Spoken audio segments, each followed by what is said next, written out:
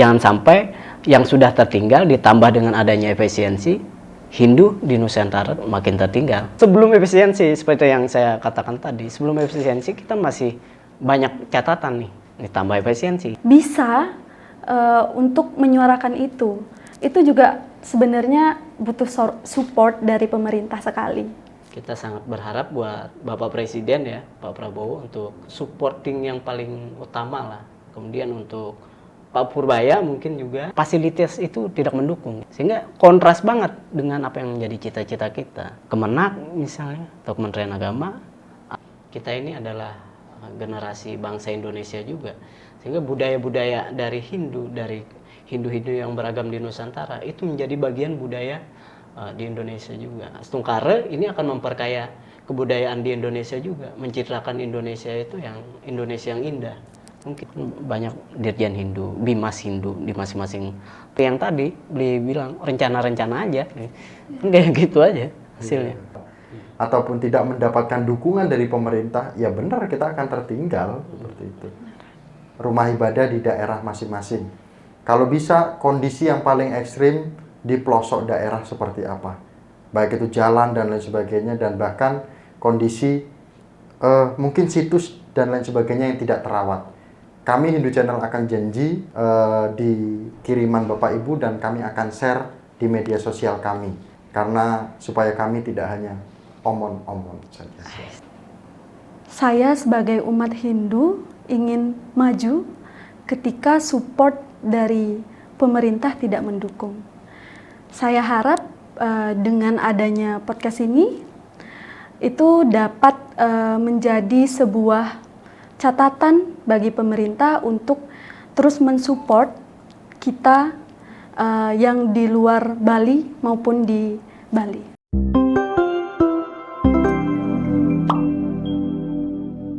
Om Swastiastu, Rahayu pemirsa Hindu Channel. Hari ini kita bersama dengan anak muda Hindu. Swastiastu. Ketua KMHDI Bali. Provinsi Bali. Betul. Ini kader muda Bali, perantau dari Bali merantau di Palembang. Iya, betul. Kembali lagi ke Bali. Iya. Kalau ini kalau yang beliau dari Kalimantan Selatan. Kalimantan Selatan.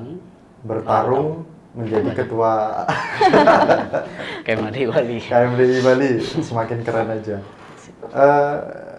Pemirsa Hindu Channel, akhir-akhir ini kami mendapatkan informasi dari berbagai daerah bahwa kondisi umat Hindu yang ada di daerah terkait dengan pelestarian kebudayaan, tradisi budaya Hindu, kemudian pembangunan pura, fasilitas rumah ibadah, dan bahkan pemberdayaan ekonominya juga, kemudian literasinya, penguatan moderasi, semua itu tertinggal dan bahkan terhambat. Saya nggak tahu apakah karena itu semua efisiensi anggaran yang berdampak pada ketertinggalan umat Hindu, atau memang umat Hindu kita memang sudah tertinggal dari dulu. Nah, hari ini kita menjadikan kedua adik-adik kita Hindu yang akan menjadi saksi bagaimana ketertinggalan Hindu jika tidak mendapatkan support ataupun dukungan dari pemerintah. Khususnya di tahun ini ya berarti pemerintahnya ya Pak Prabowo lah gitu. Pak Prabowo, Kementerian Agama, kemudian kalau yang berkaitan dengan kehinduan Kementerian Agama, Dirjen Bimas Hindu, kemudian lembaga-lembaga Hindu, dan bahkan ya kalau berkaitan dengan keuangan ya Purbaya lah. Iya. Nah, bagaimana Bli kalau pandangan Bli tentang kondisi Hindu kita saat ini? Dan mungkin apalagi Bli dari Kalsel kan? Iya, betul sekali. Mungkin sedikit ini ya, mungkin ya Hindu itu kalau kita bicara Hindu ya pastinya banyak banget. Hindu Keharingan kayak gitu-gitu, dari Kalimantan, Hindu Jawa, Hindu dari Sulawesi, Hindu dari Ambon, banyak sebenarnya. Cuman dari sebelum efisiensi pun ada, itu memang udah ada yang hal-hal yang harus kita perhatikan, itu kan untuk peningkatan, entah itu ekonominya, budayanya, entah itu literasinya juga gitu, pembangunan serta pendidikan pun termasuk gitu. saya rasa sebelum efisiensi udah ada catatan gitu bahwa ini akan semakin tertinggal kalau nggak kita perhatikan lebih jauh. Ditambah sekarang kan ada efisiensi, kan begitu. Nah ini kan jangan sampai yang sudah tertinggal ditambah dengan adanya efisiensi, Hindu di Nusantara makin tertinggal. Kan itu yang poinnya itu sih. Ya apalagi kan kita ada juga di situ momen-momen di mana pemberdayaan perempuan seperti itu kan, sehingga ya Mbok Ilu ya kita betul. panggil gini. Di umur yang sekarang umur berapa ya? 20 tahun. Di umur 20 tahun menikmati efisiensi anggaran. Waduh. Ya kan, jadi gimana pendidikan khusus perempuan? Beliau bagus, dia tidak menyampaikan terlalu banyak dulu karena nanti akan lebih banyak lagi hal yang disampaikan. Iya, efisiensi anggaran ya di zaman ini sebenarnya itu mempengaruhi sekali, khususnya kita umat Hindu yang di Indonesia itu ya anggapannya minoritas. Itu sangat mempengaruhi sekali bagaimana kita bisa melestarikan budaya ketika anggaran itu dibatasi. Kemudian bagaimana kita bisa memberdayakan perempuan, tidak hanya perempuan, memberdayakan budaya, kemudian memberdayakan fasilitas, pembangunan juga itu cukup menjadi catatan sebenarnya terhadap pemerintah mengenai efisiensi ini. Iya, karena harusnya di umur Mbok Ilu ya, Iya, betul. yang sekarang harusnya tidak menikmati ketertinggalan Hindu seharusnya. Iya, ya. seharusnya itu Karena sih. sudah beberapa kali ya sudah umur bangsa Indonesia sudah lumayan tua. Lumayan tua. Kan, gitu. 75 tahun. Jadi harusnya di umur kita ini kita tinggal bagaimana mengelola ataupun bagaimana merawat. Iya, menjaga. Nah, sekarang kita masih proses terus kan gitu. Iya. Nah, oke, itu menjadi catatan. Kemudian beliau, kalaupun memang kita itu tertinggal, apa yang bisa menjadikan bukti bahwa Hindu ini tertinggal? Terutama beli dari Kalsel nih, gitu. Sentuhan-sentuhan apa yang bisa disentuh oleh per individu umat, dan ada beberapa hal yang tidak bisa disentuh oleh umat sehingga butuh uluran tangan pemerintah seperti itu. Oh, mungkin yang bisa disentuh oleh umat tadi maksudnya kan yang bisa dilaksanakan dan sebagainya. Mungkin itu kalau di Hindu Kaharingan ya berbeda sekali dengan Hindu-Hindu yang lain gitu. Dia tempat ibadah pun berbeda gitu sebenarnya. Tapi ada sebagian yang memang ada puranya, ada sebagian yang masih pakai balai panggung itu. Itu kan yang dari Hindu Kaharingan kan terkenalnya tempat ibadahnya adalah balai panggung, kan gitu.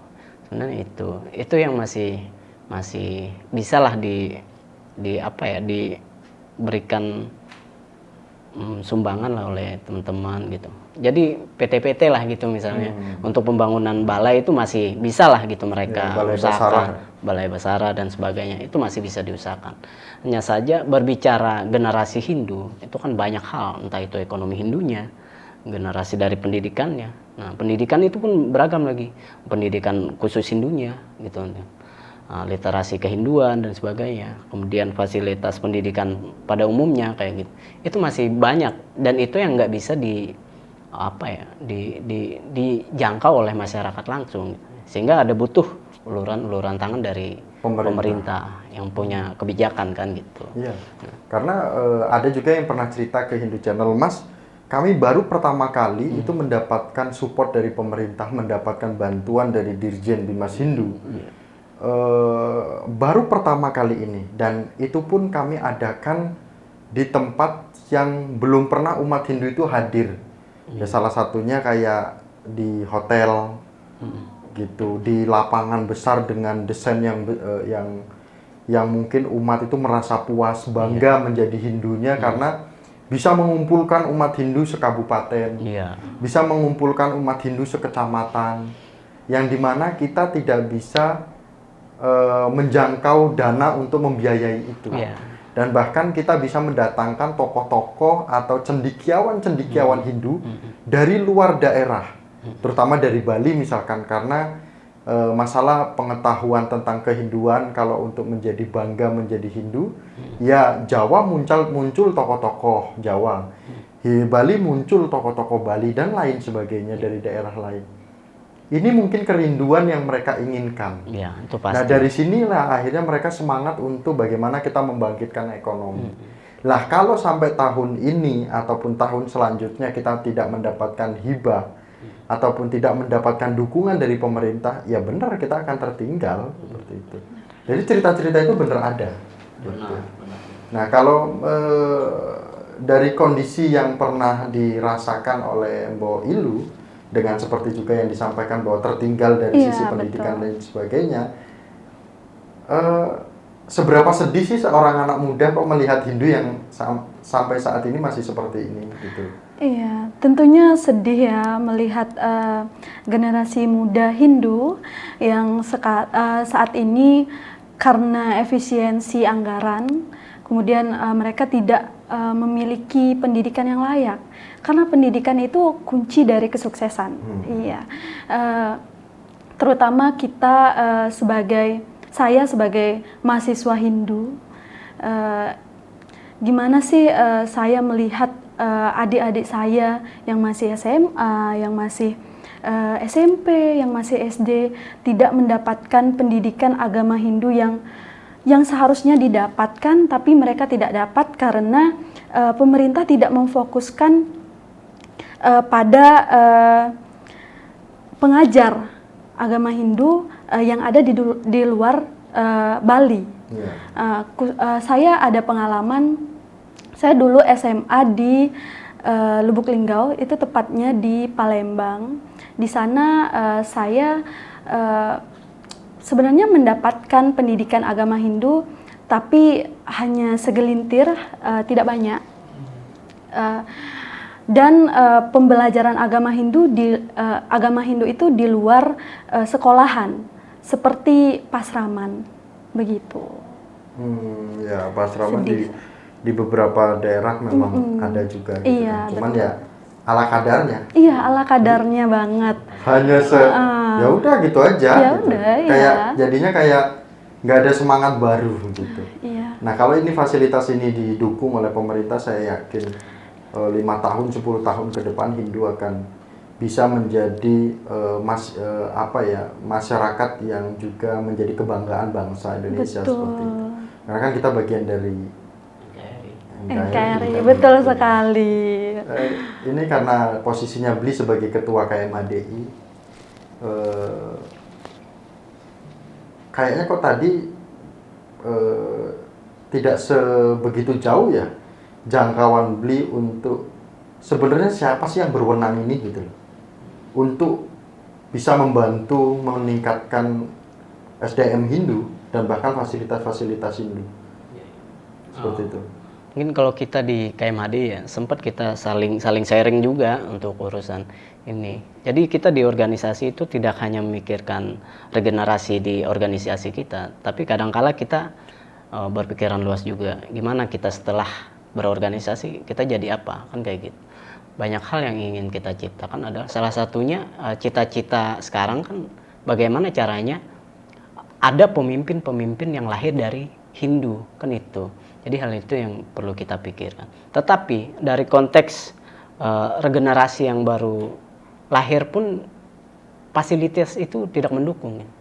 Sehingga kontras banget dengan apa yang menjadi cita-cita kita. Kayak gitu.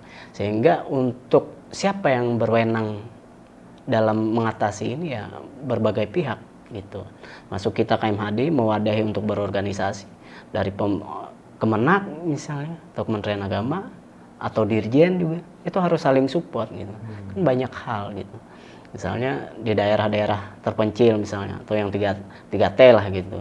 Itu banyak dari khusus Hindu ya, pengajar Hindunya masih kurang.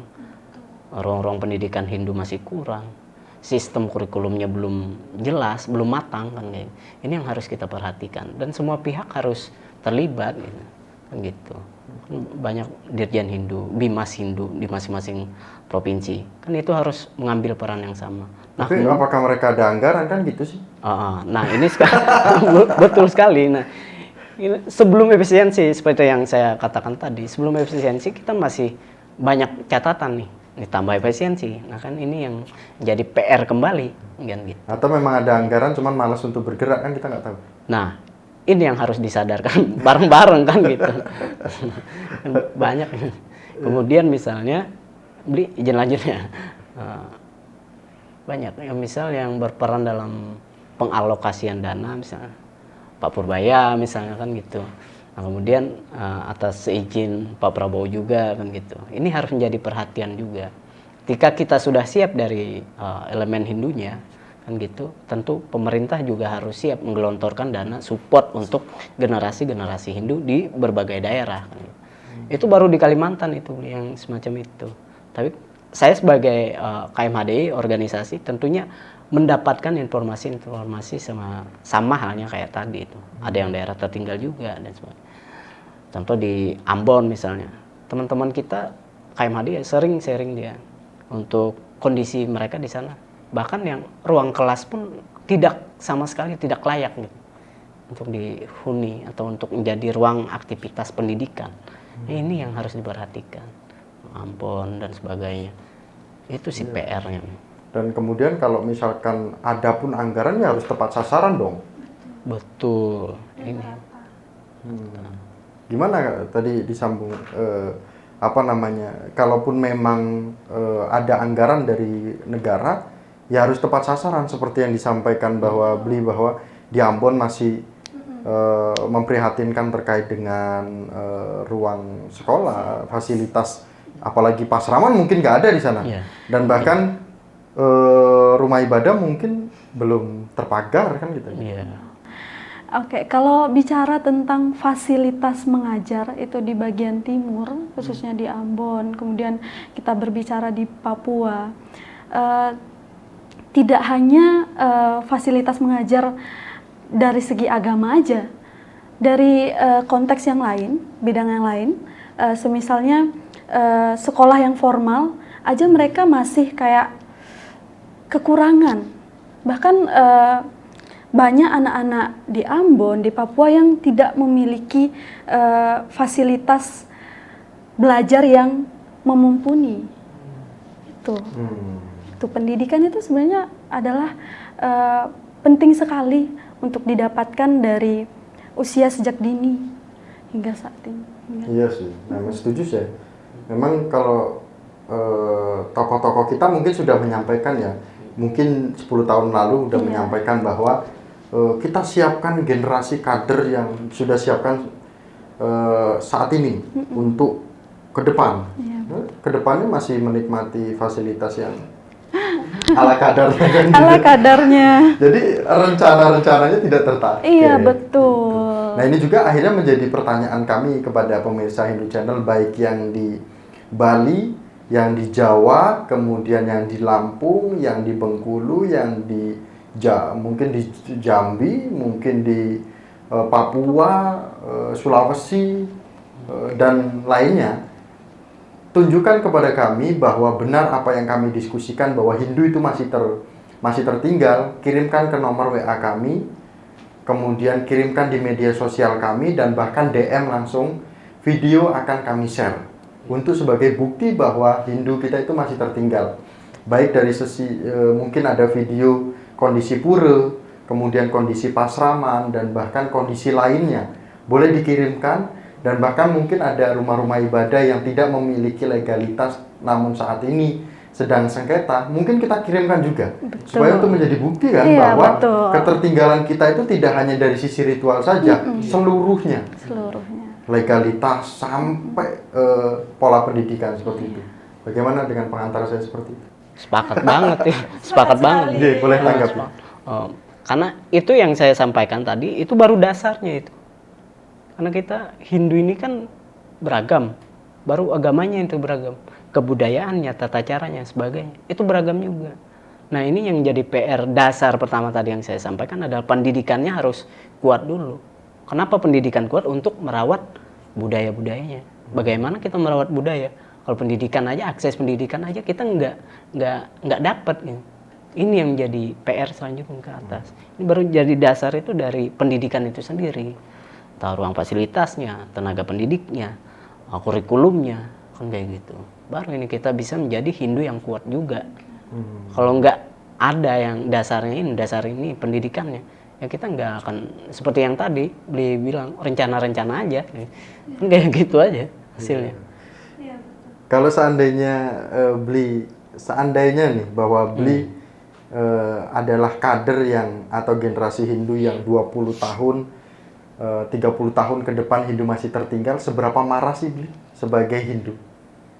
Sebagai Hindu ya, sebagai diri sendiri aja saya sangat marah pada diri saya kan, misalnya nggak ada peran apa sih, kan saya ikut KMAD organisasi, saya mendapat akses untuk kuliah kan kayak gitu. Kalau saya masih tidak memberikan peran yang penting juga mempengaruhi pendidikan, peningkatan dan sebagainya, tentu saya marah. Kemudian secara sisi sebagai Hindu tentunya kita berbicara ya harus saling support. Dari kita generasinya siap untuk merawat segalanya, nah dari pemerintah supportnya harus kuat juga. Ini kan butuh jejaring yang memang benar-benar matang dan gitu dari berbagai pihak ya. Ya, mungkin karena kita dianggapnya aman-aman aja, Hindu nggak pernah bersuara. Nah, mungkin karena nggak rusuh. Berarti kalau kayak gitu mau rusuh nih? Aduh. Hah? Nggak malu sama ininya? Enggak. Kalau rusuh intelektual boleh. Oh, keren. Ya. Nah, suara wanita seberapa penting kalaupun memang seorang iluh ingin berjuang? Seberapa penting perjuangan iluh kalaupun memang ini iluh berani menyampaikan? Ya, sebenarnya banyak sekali wanita-wanita Hindu yang cukup dalam berintelektual, kemudian menyuarakan hak-hak mereka. Contohnya seperti Dewi Sartika, bisa menyampaikan apa yang mereka mau. Nah, di sini saya sebagai wanita Hindu, di sini saya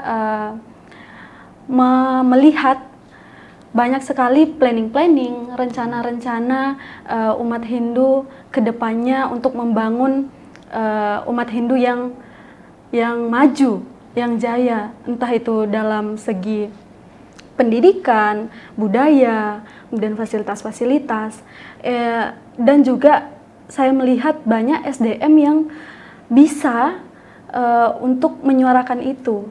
Itu juga sebenarnya butuh support dari pemerintah sekali. Iya. Iya sih, setuju saya. Iya. Mungkin terakhir harapan besar. Kemudian kalau mau menyebutkan nama tokoh-tokoh kita atau lembaga kita yang monggo saya persilakan. Hindu Channel kan hanya memfasilitasi ya. Gitu. Monggo silakan kamu dulu. Harapan ya. Ya, harapan sampaikan kepada tokoh-tokoh kita dan bahkan lembaga kita dan bahkan pemerintah secara skala nasional adalah kita sebagai warga negara. Benar. Kita sebagai masyarakat yang memang harus mendapat perhatian khusus juga dari pemerintah, yang mungkin dari presiden, dari wakil, dari menteri dan lain sebagainya, bahkan dari kelembagaan Hindu itu sendiri. Oke, sebelumnya saya sebagai iluh di sini ingin menyampaikan bagaimana saya sebagai umat Hindu ingin maju ketika support dari pemerintah tidak mendukung. Saya harap dengan adanya podcast ini itu dapat menjadi sebuah catatan bagi pemerintah untuk terus mensupport kita yang di luar Bali maupun di Bali. Dan setelah nanti disupport langsung bergerak. Langsung pasti. Kalau KMHDI kan bergerak. Jaya. Bergerak. Besoknya buat proposal. Buat proposal. Karena ngerti kalau di Bali ada yang mengkritisi juga. Jangan proposal gitu. Iya. Selesai di proposal. Gitu. Nah, Bli sebagai putra daerah kemudian dari Kalimantan kemudian menjadi ketua organisasi yang ada di Bali seperti itu.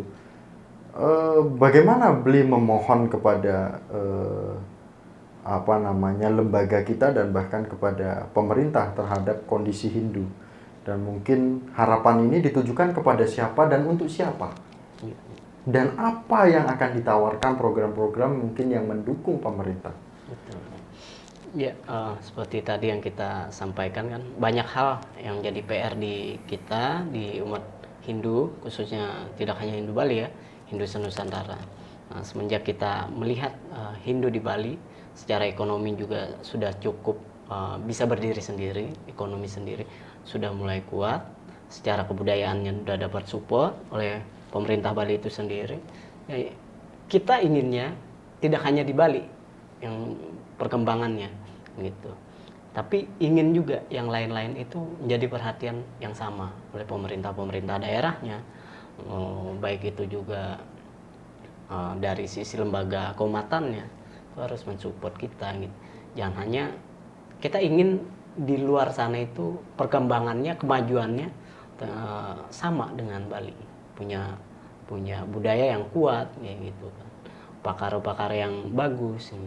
Secara literasi harus kuat juga. Ini yang harus menjadi PR juga dari luar ya, Hindu luar ya. Itu harus dapat support juga, tumbuh bersama juga. Nah, ini kan kita akan menjadi penerus generasi yang sudah lewat-lewat. Kan kita yang akan meneruskan itu. Untuk mencapai generasi emas misalnya, kita butuh hal-hal semacam itu. PR itu harus tuntas di seluruh Indonesia, Indonesia.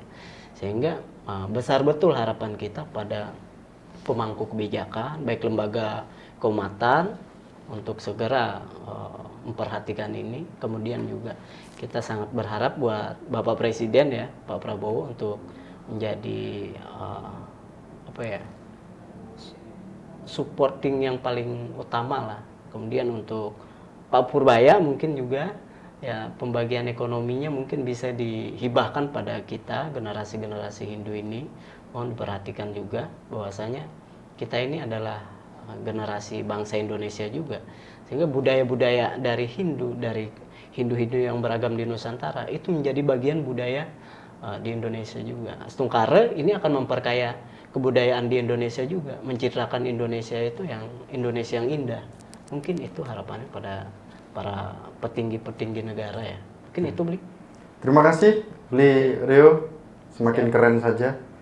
Dan walaupun kondisi kita sama-sama anak muda, kita masih merintis dalam karir, kita tidak bisa lupakan dan tidak bisa kita tinggalkan. Betul. Terkait dengan kondisi umat Hindu kita. Kita harus peduli walaupun kita tinggal di Bali, kita harus lihat juga kondisi yang ada di luar Bali bagaimana. Betul. Dan Mbok Iluh, suksemo juga nggih. Iya. Diperlancar kuliahnya, beres semua, pekerjaannya semua aman, dan menjadi kader perempuan yang akan saya tunggu. Akan Hindu Channel tunggu 10-15 tahun ke depan. Siap. Kita siap berjuang lagi. Siap.